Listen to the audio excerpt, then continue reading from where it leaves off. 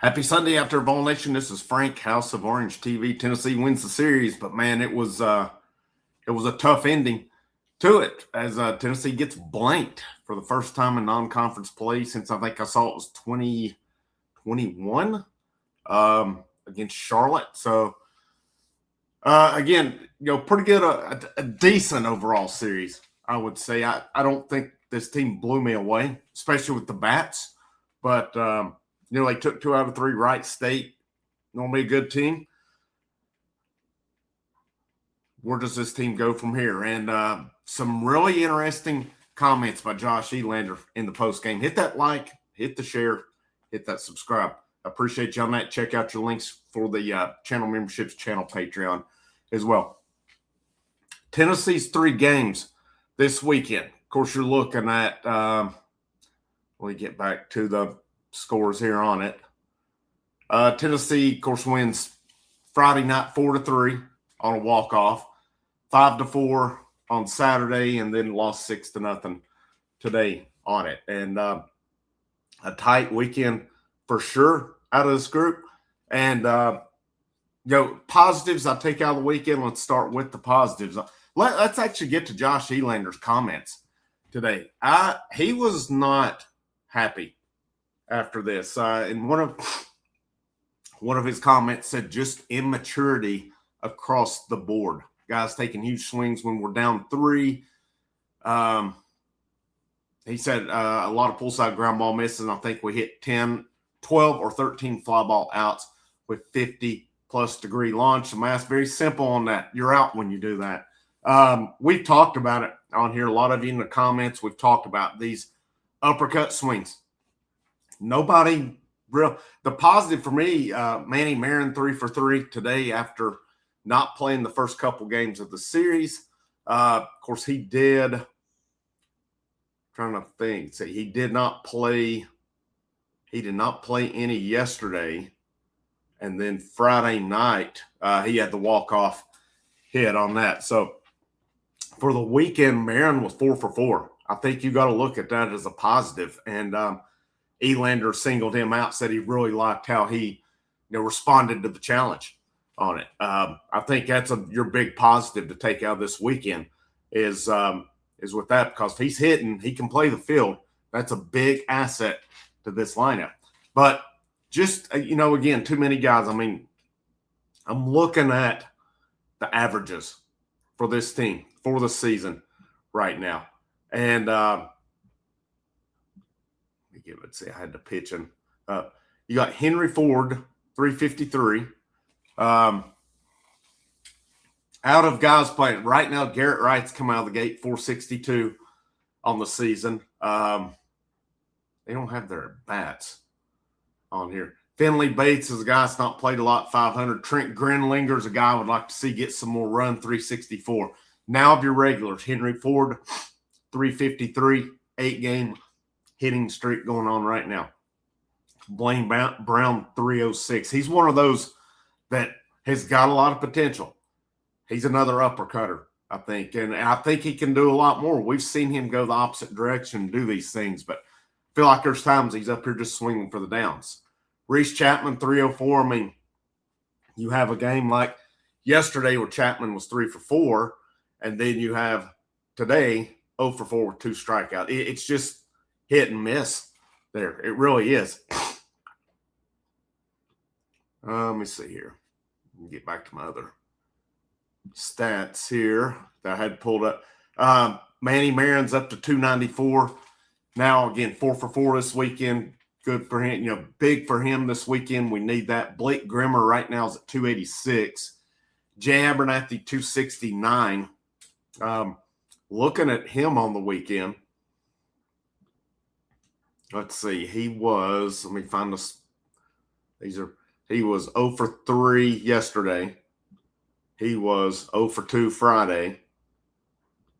And he was 0 for 4 today. I mean, I think you might need to look at something again with this lineup, possibly. I mean, he gets on with walks, which he didn't today. He had gotten on base, I think, in all 15 games.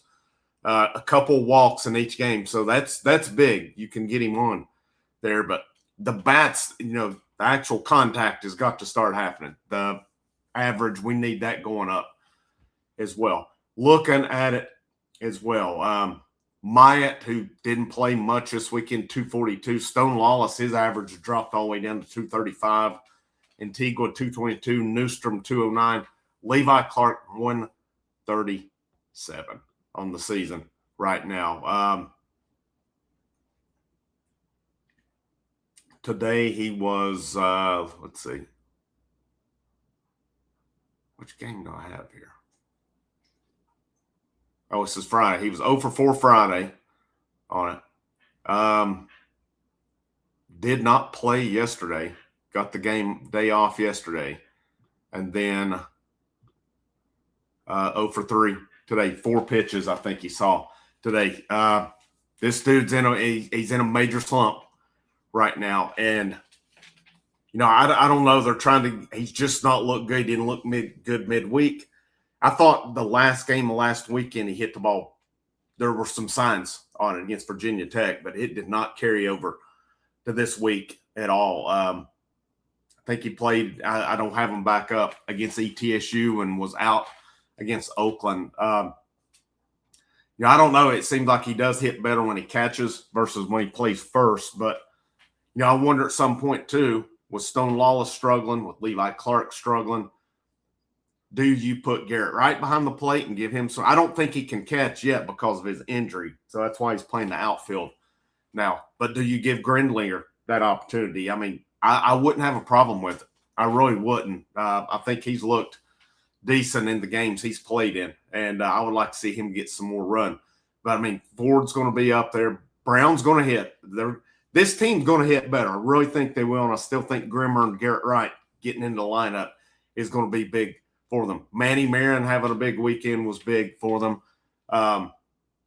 Newstrom had a good weekend in Texas, hit pretty good midweek, and then he didn't start Friday night. I really didn't get that, but they've still. Josh Elander said it today. He said there's probably 10 or 11 guys that can start right now. I think we're kind of seeing. There's a few of them you could see in and out, like Antigua, Stone Lawless. Myatt as well. What's your best potential in this lineup as well? And, right now for me, it's a tough decision. It's hard to justify putting 137 in the lineup, especially with the type of weekend Clark had. I mean, Clark's got the potential. We know the potential. It's coming around to it. And, Elander said it today. He said it's unacceptable. He said immaturity on them as well. But, he said we need to make adjustments, the coaching staff too. He said, because today is unacceptable. To get shut out on our home field, there's only so many times I've worn this uniform we've been shut out over the time. So the guys need to take it personal. It needs to burn a little bit, and they need to remember it when we go to work tomorrow. And I couldn't agree more on that one. To get shut out, and hats off to the Wright State pitcher for shutting them down today. If that's going to shut you down, you're going to be in big trouble in SEC play, because that was at best an average. That was, the guy was a good pitcher. He hit his marks. He did his thing, shut this team down. You're going to see a lot better than that in SEC play, and this does not give a lot of confidence going into Georgia next week. The pitching, though, pitching was solid this weekend. You really look at it like, let's see, I'm looking at today.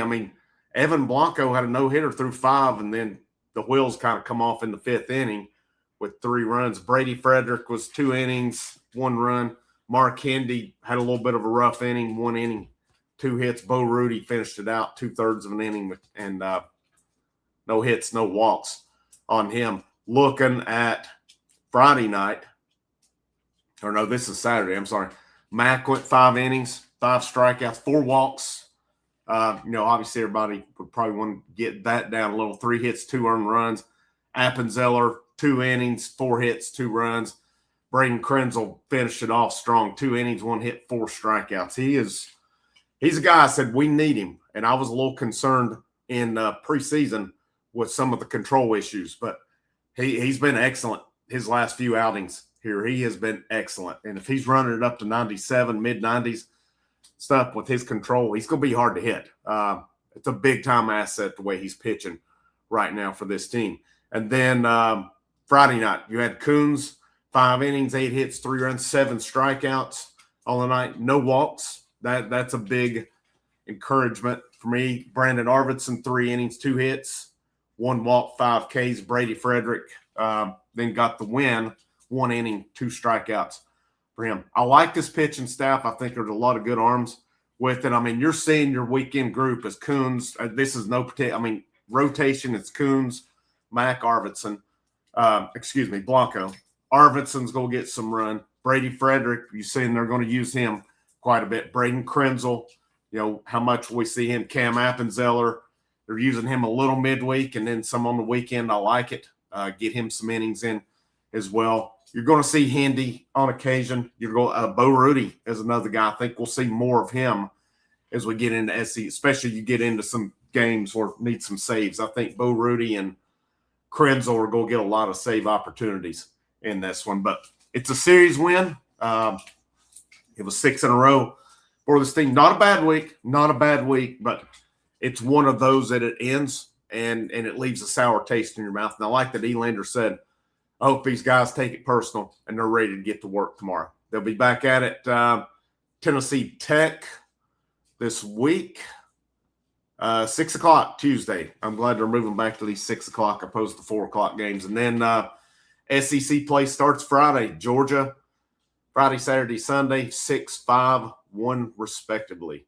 Their home SEC opener will be March 20th through 22nd against Missouri. But this thing's on. We're getting into the heart of it now. So you got that. You got March Madness coming up. We'll talk some Tennessee basketball this week. We'll try to, with tournament, we'll try to get back into things. It's we'll just play it by ear on that. But thanks for tuning in. This is Frank. This is the House of Orange. I will see you when I see you.